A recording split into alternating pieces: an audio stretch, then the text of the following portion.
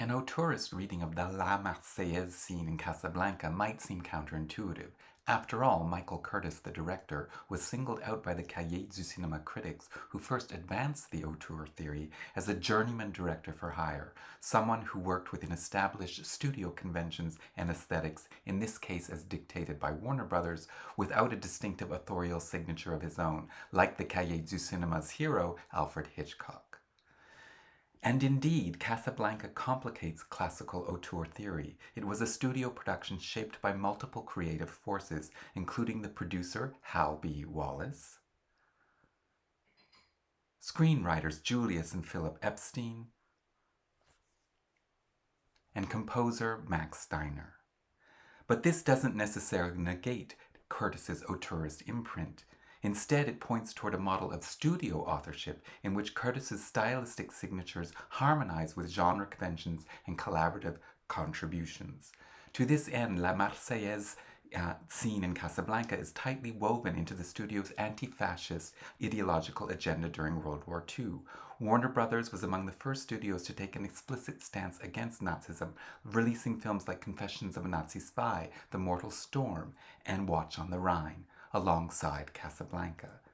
Additionally, as film historian David Bordwell notes, Curtis excelled at crafting coherent visual action within ensemble scenes. He did this in the following ways.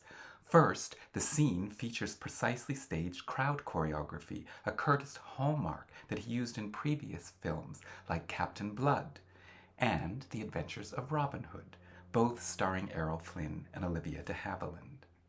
Dynamic camera movement is also a signature of this scene. Tracking shots and pans that sweep across the crowd, intermixed with close-ups of and cutaways to individuals, convey collective emotion while also spotlighting key characters, like Laszlo, pictured here, and Yvonne, and of course Ingrid Bergman's Ilse.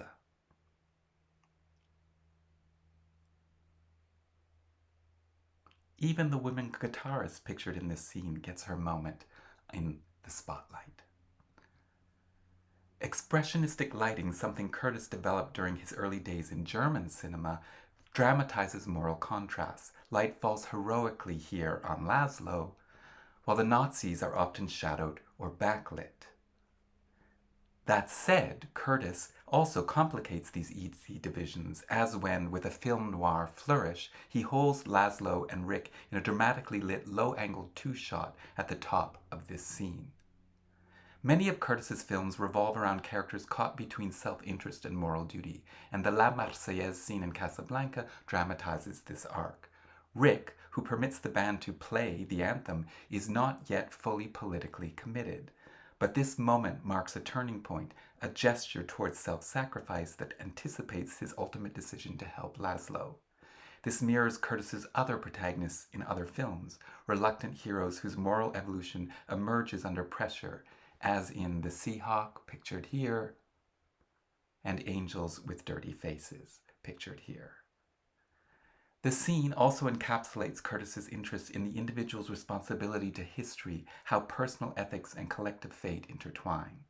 Another auteurist signature of Curtis is how he frequently harnesses melodramatic structure to stage high-stakes political emotion.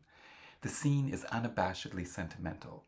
Its dramatic use of music, close-ups, and swelling patriotism delivers emotional catharsis that characterizes Curtis's Warner Brothers period. In this regard, it can be productively compared to Yankee Doodle Dandy from 1942, produced the same year. Both films use musical performance as political declaration and frame national identity as an emotional imperative. In this regard, emotion is not merely affective, it's politically mobilizing.